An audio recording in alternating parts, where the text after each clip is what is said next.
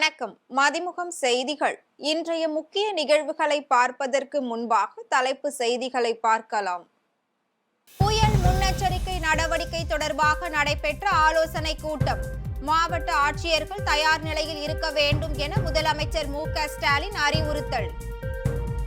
பார்வையற்றோருக்கான T20 உலக கோப்பையை வென்ற இந்திய வீராங்கனைகள் நேரில் அழைத்து பாராட்டு தெரிவித்தார் பிரதமர் மோடி.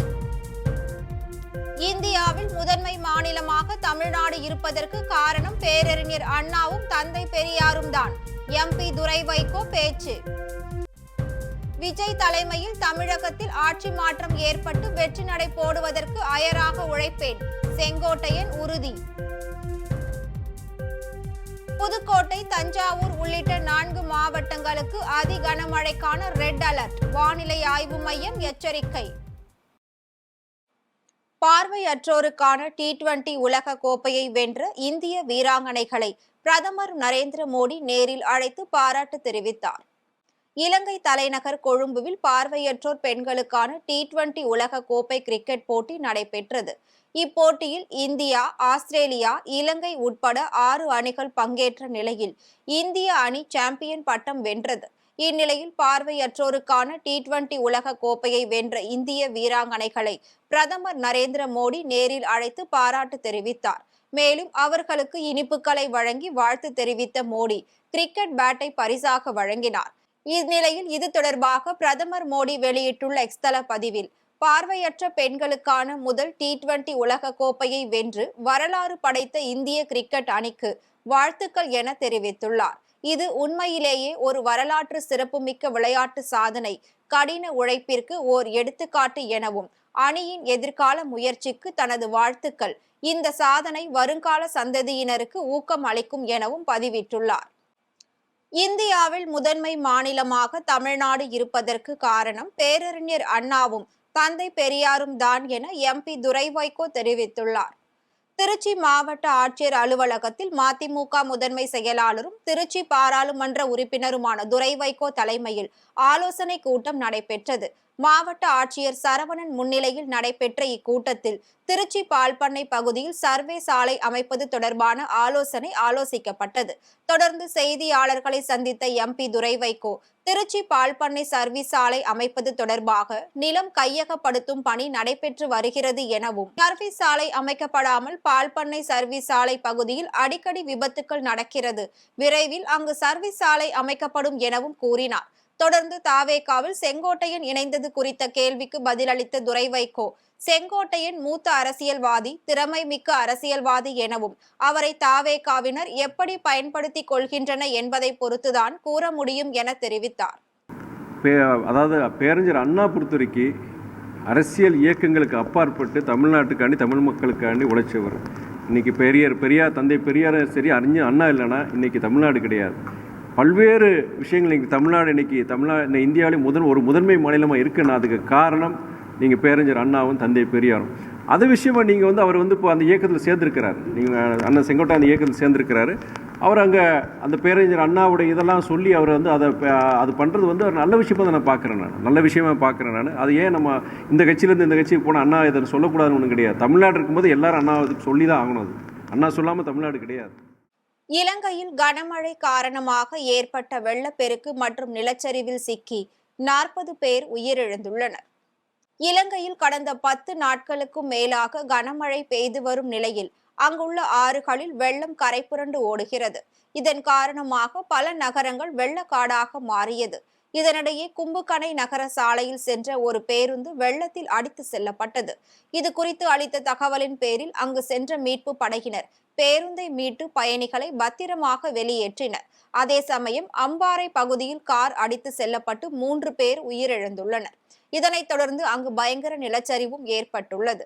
இந்த நிலச்சரிவால் ஏராளமான வீடுகள் இடிந்து தரைமட்டமாகிய நிலையில் பலர் உயிருடன் மண்ணில் புதைந்தனர். இந்நிலையில் வெள்ளப்பெருக்கு மற்றும் நிலச்சரிவில் சிக்கி இதுவரை 40 பேர் உயிரிழந்துள்ளனர். மேலும் பலர் மாயமாக இருப்பதால் அவர்களை தேடும் பணி தீவிரமாக நடைபெற்று வருகிறது.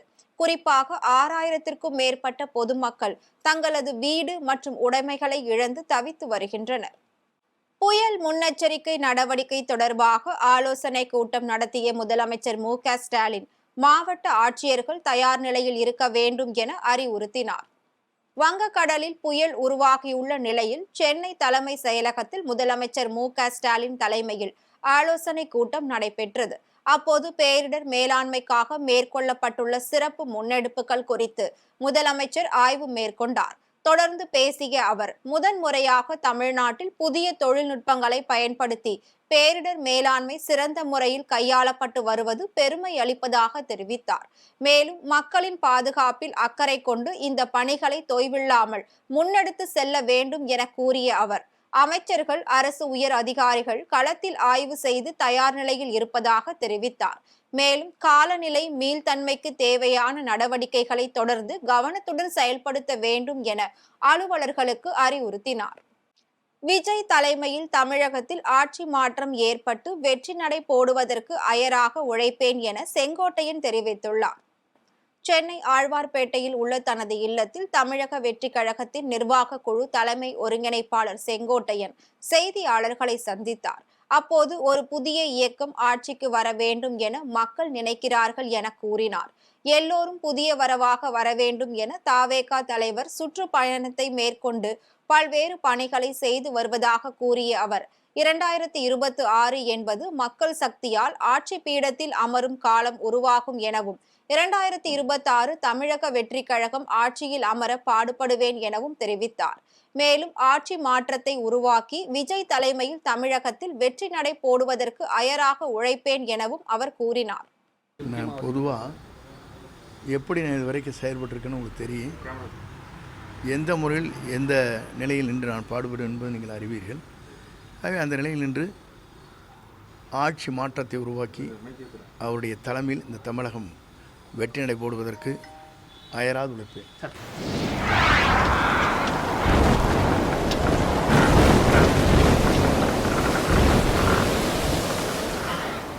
புதுக்கோட்டை, தஞ்சாவூர், நாகை மற்றும் திருவாரூர் ஆகிய 4 மாவட்டங்களுக்கு அதி கனமழைக்கான ரெட் அலர்ட் விடுக்கப்பட்டுள்ளது. தென்மேற்கு வங்கக்கடல் மற்றும் அதனை ஒட்டிய இலங்கை கடலோர பகுதிகளில் நிலை கொண்டிருந்த காற்றழுத்த தாழ்வு மண்டலம் தீவிர காற்றழுத்த தாழ்வு மண்டலமாக வலுப்பெற்று நேற்று காலை 11:30 மணி அளவில் புயலாக வலுவடைந்தது. நேற்று காலை 11:30 மணி அளவில் புயலாக வலுவடைந்து இருப்பதாக சென்னை வானிலை ஆய்வு மையம் அறிவித்திருந்தது. இந்த புயலுக்கு டிட்வா என பெயரிடப்பட்டுள்ளது. டிட்வா புயல் தற்போது சென்னைக்கு 530 கிலோமீட்டர் தூரத்திலும், புதுச்சேரிக்கு 430 கிலோமீட்டர் தெற்கு தென்கிழக்கு திசையிலும் நிலை கொண்டு உள்ளது. இந்நிலையில் 7 கிலோமீட்டர் வேகத்தில் நகர்ந்து வந்த டிட்வா புயல் தற்போது 10 கிலோமீட்டர் வேகத்தில் வடக்கு வடமேற்கு திசையில் நகர்ந்து வருகிறது. இது வரும் 30ஆம் தேதி அதிகாலை வட தமிழகம், புதுச்சேரி மற்றும் அதனை ஒட்டிய தெற்கு ஆந்திர கடலோர பகுதிகளுக்கு அப்பால் உள்ள தென்மேற்கு வங்கக்கடல் பகுதியை அடையக்கூடும் என ஆய்வு மையம் கணித்துள்ளது. இந்நிலையில் இன்று புதுக்கோட்டை, தஞ்சாவூர், நாகை மற்றும் திருவாரூர் ஆகிய 4 மாவட்டங்களுக்கு அதி கனமழைக்கான ரெட் அலர்ட் விடுக்கப்பட்டுள்ளது. அதேபோல் ராமநாதபுரம், திருச்சி, அரியலூர், சிவகங்கை, மயிலாடுதுறை ஆகிய 5 மாவட்டங்களுக்கு கனமழைக்கான மஞ்சள் அலர்ட் விடுக்கப்பட்டுள்ளது. துறைமுகத்திற்கு வெகு தூரத்தில் புயல் உருவாகி மோசமான வானிலை நிலவுவதை அறிவிக்கும் பொருட்டு காரைக்கால் துறைமுகத்தில் 4ஆம் எண் எச்சரிக்கை கூண்டும், புதுச்சேரி மற்றும் கடலூர் துறைமுகங்களில் 2ஆம் எண் எச்சரிக்கை கூண்டும் ஏற்றப்பட்டுள்ளது. மேலும் புயல் காரணமாக கனமழை கொட்டி தீர்த்து வருவதால் மயிலாடுதுறை, திருவாரூர், புதுக்கோட்டை ஆகிய 3 மாவட்ட பள்ளி கல்லூரிகளுக்கு இன்று அரை நாள் விடுமுறை அறிவிக்கப்பட்டுள்ளது. நாளை தமிழக வட மாவட்டங்களில் பெரும்பாலான இடங்களிலும், தென் மாவட்டங்களில் சில இடங்களிலும், புதுச்சேரி, காரைக்கால் பகுதிகளிலும் இடி மின்னலுடன் மிதமான மழை பெய்யக்கூடும். திருவாரூர், நாகை, மயிலாடுதுறை, கடலூர், விழுப்புரம், செங்கல்பட்டு மாவட்டங்கள், புதுச்சேரி, காரைக்கால் பகுதிகளில் சில இடங்களில் கன முதல் மிக கனமழையும், ஓரிரு இடங்களில் அதி கனமழையும், தஞ்சாவூர், அரியலூர், பெரம்பலூர், கள்ளக்குறிச்சி, திருவண்ணாமலை, வேலூர், ராணிப்பேட்டை, காஞ்சிபுரம், திருவள்ளூர், சென்னையில் கன முதல் மிக கனமழையும், புதுக்கோட்டை, திருச்சி, சேலம், கிருஷ்ணகிரி, தர்மபுரி, திருப்பத்தூர், கரூர், நாமக்கல் மாவட்டங்களில் ஓரிரு இடங்களில் கனமழையும் பெய்ய வாய்ப்புள்ளது என்று தெரிவிக்கப்பட்டுள்ளது. வேலூர் மாவட்டம் குடியாத்தம் அருகே சிறுமிக்கு பாலியல் தொல்லை கொடுத்த வழக்கில் இளைஞருக்கு 20 ஆண்டுகள் சிறை தண்டனை விதிக்கப்பட்டது. குடியாத்தம் அடுத்த மத்தூர் கிராமத்தை சேர்ந்த 16 வயது சிறுமிக்கு பாலியல் தொல்லை கொடுத்ததாக கடந்த 2020ஆம் ஆண்டு அதே கிராமத்தை சேர்ந்த பிரதாப் என்பவர் கைது செய்யப்பட்டார். இந்த வழக்கு வேலூர் ஒருங்கிணைந்த நீதிமன்றத்தில் நடைபெற்று வந்தது. இந்நிலையில் பிரதாப் பாலியல் தொல்லை கொடுத்தது உறுதியானதால் 20 ஆண்டுகள் சிறை தண்டனை விதித்து நீதிமன்றம் தீர்ப்பளித்துள்ளது. மேலும் 10,000 ரூபாய் அபராதமும், அதனை கட்ட தவறினால் கூடுதலாக 6 மாதம் சிறை தண்டனையும் விதித்து தீர்ப்பளித்துள்ளது. இதனை அடுத்து பலத்த பாதுகாப்புடன் குற்றவாளி பிரதாப் தொரப்பாடியில் உள்ள மத்திய சிறையில் அடைக்கப்பட்டார். திருவண்ணாமலையில் மகாதீப திருவிழாவை முன்னிட்டு கற்பக விருட்ச வாகனத்தில் அண்ணாமலையார் உண்ணாமுலை அம்மன் வீதி உலா நடைபெற்றது. திருவண்ணாமலை அண்ணாமலையார் கோவிலில் கார்த்திகை தீப திருவிழா கடந்த 24ஆம் தேதி கொடியேற்றத்துடன் தொடங்கியது. இந்நிலையில் விழாவின் 4ஆம் நாளை ஒட்டி அண்ணாமலையார், உண்ணாமுலை அம்மன், பராசக்தி அம்மன், விநாயகர், முருகர், சண்டிகேஸ்வரர் உள்ளிட்ட பஞ்சமூர்த்திகளுக்கு சிறப்பு அபிஷேகம் மற்றும் ஆராதனைகள் நடைபெற்றது. தொடர்ந்து 16 கால் மண்டபத்தில் அண்ணாமலையார், உண்ணாமுலை அம்மன் வெள்ளி கற்பக விருட்ச வாகனத்திலும், பராசக்தி அம்மன் சரஸ்வதி அலங்காரத்தில் வெள்ளி காமதேனு வாகனத்திலும், விநாயகர் வெள்ளி மூஷிக வாகனத்திலும், முருகர் வெள்ளி மயில் வாகனத்திலும், சண்டிகேஸ்வரர் சிறிய வெள்ளி ரிஷப வாகனத்திலும் எழுந்தருளி பக்தர்களுக்கு அருள் பாலித்தனர்.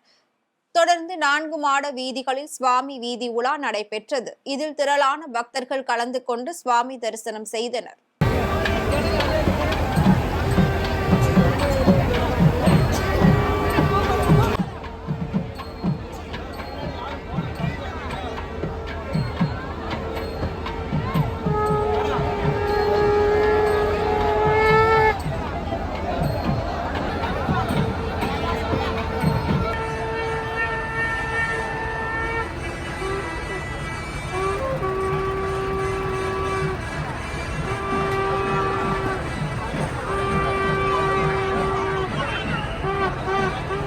புதுக்கோட்டை சேங்கை தோப்பு மைதானத்தில் துணை முதலமைச்சரின் பிறந்த நாளை முன்னிட்டு மாநில அளவிலான பெண்கள் பங்கேற்ற மின்னொலி கபடி போட்டி தொடங்கியது.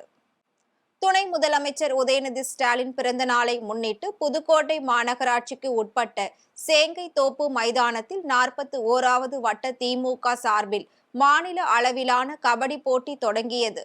இந்த போட்டியில் புதுக்கோட்டை, திருச்சி, சேலம், திருநெல்வேலி உள்ளிட்ட பல்வேறு மாவட்டங்களில் இருந்து 16க்கும் மேற்பட்ட அணிகள் பங்கேற்றனர். மேலும் இப்போட்டியை கனிமவளத்துறை அமைச்சர் ரகுபதி துவக்கி வைத்தார்.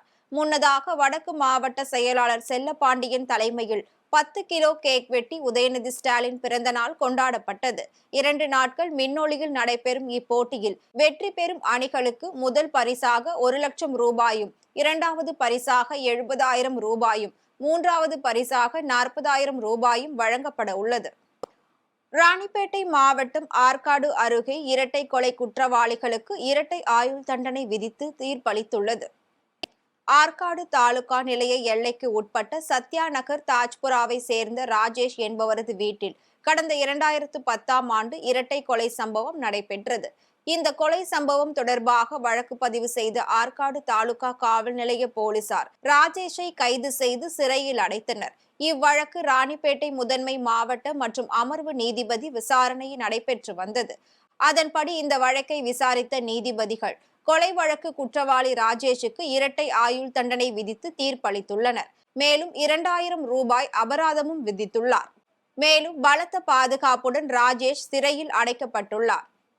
கோவை மாவட்டம் வேலந்தாவளம் சோதனை சாவடியில் நடத்தப்பட்ட வாகன சோதனையில் 40 லட்சம் ரூபாய் பறிமுதல் செய்யப்பட்டது.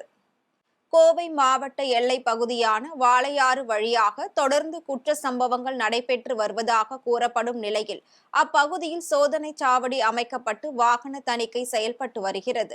இந்நிலையில் அவ்வழியாக வந்த காரை காவல்துறையினர் தடுத்து நிறுத்தி சோதனை செய்த போது அதில் 40 லட்சம் ரூபாய் பணம் இருப்பது தெரிய வந்தது. தொடர்ந்து கார் ஓட்டுநரான கேரள மாநிலத்தை சேர்ந்த சுதீரிடம் போலீசார் விசாரணை நடத்தினர். அப்போது ஒத்தப்பாலம் பகுதியில் உள்ள நகை கடையில் இருந்து பழைய தங்கத்தை கோவையில் விற்றுவிட்டு பணமாக கொண்டு செல்வதாக சுதீர் தெரிவித்துள்ளார். இதனை அடுத்து சுதீர் கூறியது உண்மையான தகவலா அல்லது இந்த பணம் ஹவாலா பணமா என்ற சந்தேகத்தின் பேரில் போலீசார் விசாரணை நடத்தி வருகின்றனர். செங்கல்பட்டு மாவட்டம் மதுராந்தகம் அருகே அதிமுக கவுன்சிலரின் வீட்டின் பூட்டை உடைத்து நகை, பணம் உள்ளிட்டவை கொள்ளையடிக்கப்பட்ட சம்பவம் பெரும் அதிர்ச்சியை ஏற்படுத்தியுள்ளது. மதுராந்தகம் அடுத்த அச்சரப்பாக்கம் பகுதியை சேர்ந்த அதிமுக கவுன்சிலர் சகுந்தலா மணி உறவினர் வீட்டிற்கு சென்றபோது வீட்டை நோட்டமிட்ட மர்ம நபர்கள் வீட்டின் கதவு மற்றும் பீரோவை உடைத்து 3 சவரன் தங்க நகைகள் மற்றும் 1 லட்சம் ரூபாய் ரொக்கம் உள்ளிட்டவற்றை திருடி சென்றுள்ளனர். மேலும் அதே பகுதியை சேர்ந்த தமீம் பாஷா என்பவரது வீட்டின் பூட்டை உடைத்த மர்ம நபர்கள் அங்கு எதுவும் இல்லாததால் திரும்பி சென்றுள்ளனர். இது குறித்து தகவல் அறிந்து வந்த அச்சரப்பாக்கம் போலீசார் கைரேகை நிபுணர்களின் உதவியோடு மர்ம நபர்களை தேடி வருகின்றனர். அடுத்தடுத்து 2 வீடுகளில் கொள்ளை சம்பவம் நடைபெற்றதால் அப்பகுதி மக்கள் அச்சம் அடைந்துள்ளனர். தங்கம் விலை சவரனுக்கு 560 ரூபாய் அதிகரித்து 94,720 ரூபாய்க்கு விற்பனை செய்யப்படுகிறது. நேற்று குறைந்து காணப்பட்ட தங்கம் விலை இன்று அதிகரித்துள்ளது. அதன்படி சென்னையில் 22 கேரட் ஆபரண தங்கத்தின் விலை கிராமிற்கு 70 ரூபாய் உயர்ந்து 11,840 ரூபாய்க்கு விற்பனை செய்யப்படுகிறது. மேலும் சவரனுக்கு 560 ரூபாய் அதிகரித்து 94,720 ரூபாய்க்கு விற்பனையாகிறது. இதேபோல் வெள்ளியின் விலையும் கிராமிற்கு 3 ரூபாய் உயர்ந்து 1 கிராம் வெள்ளியின் விலை 183 ரூபாய்க்கும் 1 கிலோ வெள்ளியின் விலை 1,83,000 ரூபாய்க்கும் விற்பனை செய்யப்படுகிறது. ஹாங்காங் அடுக்குமாடி குடியிருப்பில் ஏற்பட்ட தீ விபத்தில் உயிரிழந்தோரின் எண்ணிக்கை 94ஆக அதிகரித்துள்ளது. சீனாவின் தன்னாட்சி பிராந்தியமான ஹாங்காங்கில் அடுக்குமாடி குடியிருப்பு அமைந்துள்ளது. 2000 வீடுகள் கொண்ட இந்த குடியிருப்பை புதுப்பிக்கும் பணி கடந்த சில மாதங்களாக நடைபெற்று வருகிறது. இந்நிலையில் அடுக்குமாடி குடியிருப்பின் ஒரு பகுதி திடீரென தீப்பிடித்து எரிந்தது. சில நிமிடங்களிலேயே தீ மளமளவென குடியிருப்பு முழுவதும் பரவியது. இதனை அடுத்து 50க்கும் மேற்பட்ட தீயணைப்பு வாகனங்கள் அங்கு விரைந்து வந்தன. தொடர்ந்து அடுக்குமாடி குடியிருப்பில் தங்கியிருந்த 700க்கும் மேற்பட்டோரை தீயணைப்பு துறையினர் பத்திரமாக மீட்டனர். இந்த தீ விபத்தில் 13 பேர் பலியானதாக தகவல் வெளியானது. தொடர்ந்து நடைபெற்ற மீட்பு பணிகள் மற்றும் மருத்துவமனையில் சிகிச்சை பலனின்றி பலர் இறந்ததால் பலி எண்ணிக்கை 94ஆக அதிகரித்துள்ளது. 76 பேர் படுகாயமடைந்துள்ள நிலையில் 279 பேர் மாயமாகி இருப்பதால் இந்த பலி எண்ணிக்கை மேலும் உயரும் என அஞ்சப்படுகிறது. இந்நிலையில் தீ விபத்தில் பலியானோருக்கு அதிபர் ஜின்பிங் ஆழ்ந்த இரங்கலை தெரிவித்துள்ளார். மீண்டும் தலைப்பு செய்திகள். புயல் முன்னெச்சரிக்கை நடவடிக்கை தொடர்பாக நடைபெற்ற ஆலோசனை கூட்டம். மாவட்ட ஆட்சியர்கள் தயார் நிலையில் இருக்க வேண்டும் என முதலமைச்சர் மு.க. ஸ்டாலின் அறிவுறுத்தல். பார்வையற்றோருக்கான T20 உலக கோப்பையை வென்ற இந்திய வீராங்கனைகள் நேரில் அழைத்து பாராட்டு தெரிவித்தார் பிரதமர் மோடி. இந்தியாவில் முதன்மை மாநிலமாக தமிழ்நாடு இருப்பதற்கு காரணம் பேரறிஞர் அண்ணாவும் தந்தை பெரியாரும் தான். MP துரை வைகோ பேச்சு. விஜய் தலைமையில் தமிழகத்தில் ஆட்சி மாற்றம் ஏற்பட்டு வெற்றி நடை போடுவதற்கு அயராக உழைப்பேன், செங்கோட்டையன் உறுதி. புதுக்கோட்டை, தஞ்சாவூர் உள்ளிட்ட 4 மாவட்டங்களுக்கு அதி கனமழைக்கான ரெட் அலர்ட். வானிலை ஆய்வு மையம் எச்சரிக்கை. இத்துடன் செய்திகள் நிறைவடைந்தன. மீண்டும் செய்திகள் இரவு 8 மணிக்கு. மேலும் செய்திகளை தெரிந்து கொள்ள மதிமுகம் பிரைம் யூடியூப் தளத்தில் இணைந்திருங்கள்.